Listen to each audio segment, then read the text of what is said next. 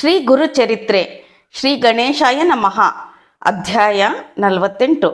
ಗಾಣಗಾಪುರದ ರೈತನೊಬ್ಬನ ಅಮೋಘ ಗುರುಭಕ್ತಿಯನ್ನು ಸಿದ್ಧಯೋಗೀಶ್ವರರು ನಾಮಧಾರಕನಿಗೆ ವಿವರಿಸತೊಡಗಿದರು. ಗಾಣಗಾಪುರದಿಂದ ಸಂಗಮಕ್ಕೆ ಹೋಗುವ ದಾರಿಯಲ್ಲಿ ಒಂದು ಹೊಲವಿತ್ತು. ರೈತನೊಬ್ಬನು ಅದರಲ್ಲಿ ಬಿತ್ತನೆಯನ್ನು ಮಾಡಿದ್ದನು.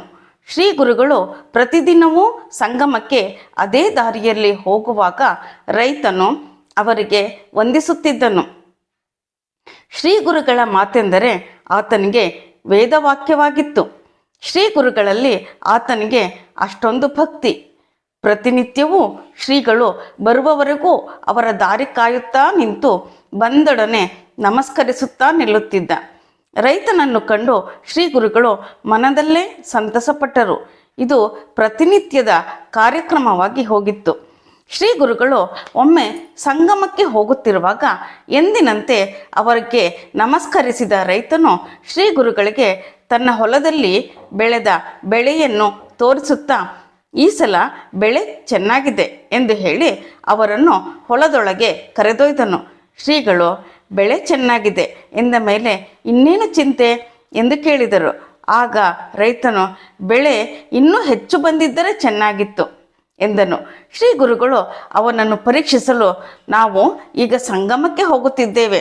ನಾವು ಹಿಂತಿರುಗುವುದರೊಳಗೆ ಚೆನ್ನಾಗಿ ಬಂದಿರುವ ಈ ಬೆಳೆಯನ್ನು ಕೊಯ್ದೆಯಾದರೆ ಹೆಚ್ಚು ಬೆಳೆಯುವುದು ಎಂದು ಹೇಳಿ ಹೊರಟು ಹೋದರು. ಶ್ರೀ ಗುರುಗಳ ಬಾಯಿಂದ ಆ ಮಾತು ಬಂದದ್ದೇ ತಡ. ರೈತನು ಹಲವು ಜನ ಆಳುಗಳೊಂದಿಗೆ ಬೆಳೆ ಕೊಯ್ಯಲು ಸಿದ್ಧನಾದನು.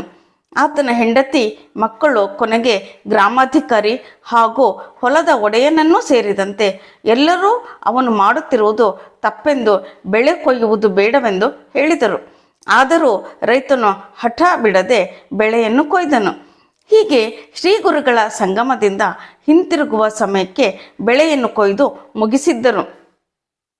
ಶ್ರೀ ಗುರುಗಳು ಅಲ್ಲಿಗೆ ಬಂದೊಡನೆ ಆ ರೈತನು, ಸ್ವಾಮಿ, ತಾವು ಹೇಳಿದಂತೆ ಬೆಳೆಯನ್ನು ಕೊಯ್ದಿದ್ದೇನೆ ಎಂದು ಹೇಳಿದಾಗ ಶ್ರೀ ಗುರುಗಳು, ಮೂರ್ಖ ರೈತನೇ, ನಾವು ವಿನೋದಕ್ಕಾಗಿ ಹೇಳಿದರೆ ನೀನು ಹೀಗೆ ಬೆಳೆಯನ್ನು ಕೊಯ್ಯುವುದೇ? ಎಂತಹ ಕೆಲಸವನ್ನು ಮಾಡಿಬಿಟ್ಟೆ ಎಂದರು. ಆದರೆ ಬೇಸರಗೊಳ್ಳದೆ ಆ ರೈತನು, ಸ್ವಾಮಿ, ನಿಮ್ಮ ಮಾತುಗಳೇ ನನಗೆ ವೇದವಾಕ್ಯ ಎಂದನು. ಶ್ರೀ ಗುರುಗಳು ಅವನನ್ನು ಹರಸಿ ಶ್ರೀಮಠಕ್ಕೆ ಹೊರಟು ಹೋದರು.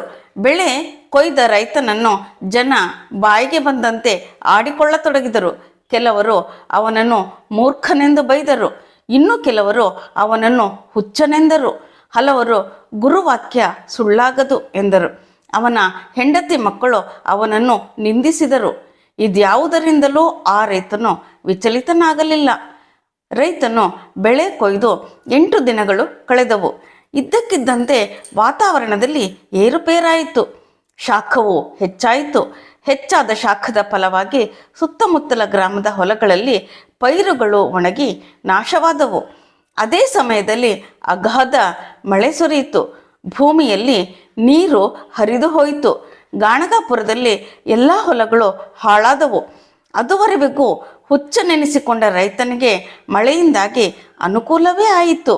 ಬೆಳೆ ಕೊಯ್ದು ಹೊಲದಲ್ಲಿ ಹರಿದ ನೀರಿನಿಂದಾಗಿ ಬೆಳೆ ಸೊಂಪಾಗಿ ಚಿಗುರಿತು. ಪೈರು ದಿನದಿಂದ ದಿನಕ್ಕೆ ಸೊಂಪಾಗಿ ಬೆಳೆಯಿತು. ಕಡೆಗೊಂದು ದಿನ ತೆನೆಗಳಲ್ಲಿ ಕಾಳುಗಳು ಮೂಡಿ ನಿಂತವು. ಮುತ್ತಿನ ತೆನೆಯ ತೆರದಿ ತೂಗಾಡುತ್ತಾ ಅವು ನಿಂತದ್ದನ್ನು ಕಂಡು ರೈತನು ಬಂದ ಬೆಳೆಯನ್ನು ಕೊಯ್ದು ರಾಶಿ ಹಾಕಿ ಅದನ್ನು ಪೂಜಿಸಿದನು. ರೈತನ ಹೆಂಡತಿ ಮಗನೊಂದಿಗೆ ಶ್ರೀಮಠಕ್ಕೆ ಹೋಗಿ ತನ್ನ ಬೆಳೆಯ ಬಗ್ಗೆ ಗುರುಗಳಿಗೆ ವರ್ಣಿಸಿ ಹೇಳಿದನು. ಶ್ರೀ ಗುರುಗಳು ಅವನನ್ನು ಹರಸಿದರು.